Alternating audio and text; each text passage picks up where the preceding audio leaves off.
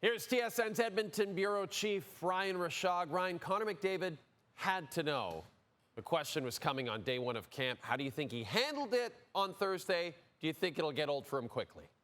Oh, Jay, I'm positive it's already gotten old for Connor McDavid, right? You'll remember he talked when he got into town for the captain's skates, did a number of individual interviews as well, some more this week, a main scrum today.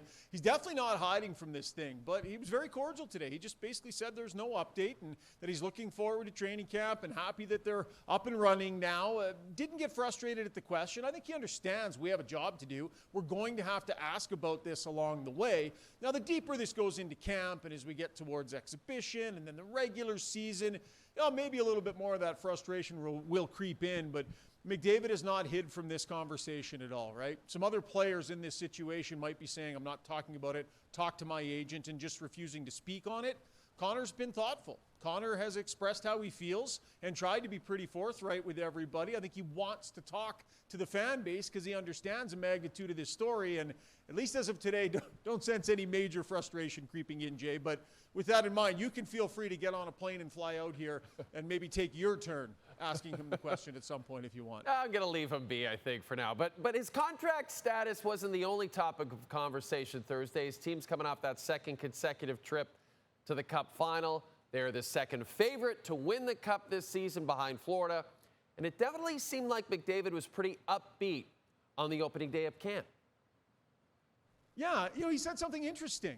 I know it's only day one, but that's the best practice we've had in a long, long time. He actually made note of how upbeat, how up-tempo, how intense things were today.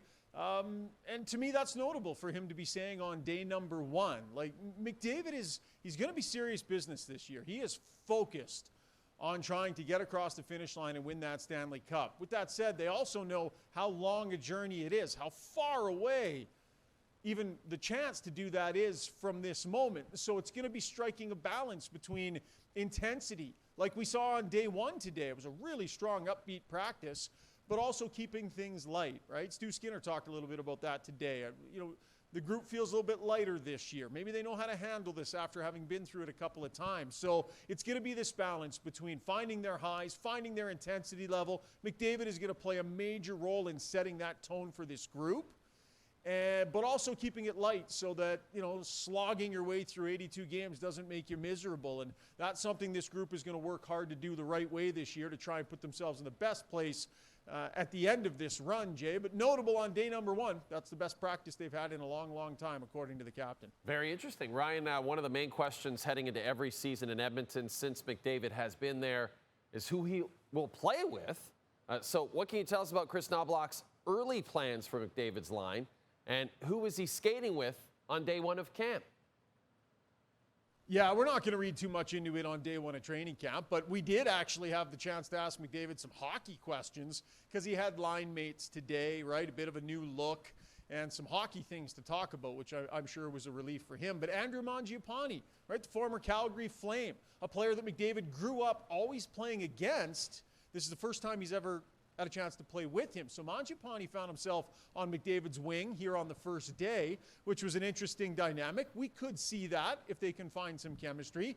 The other one was David Tomasek, a bigger scoring forward out of Europe that the Oilers were able to bring over. They have some hopes that this player will be able to crack the lineup. Not sure he'll be in that top six, but getting an early look here. So, McDavid, in terms of who he plays with early in camp, it doesn't always end up being who he starts the year with, but an early look here with an important acquisition in Andrew Mangiapane. The Oilers open their preseason schedule with a pair of split squad games against the Flames on Sunday night, one in each city, and I can confirm that Ryan will be filing in-depth reports on both games because he is just that good.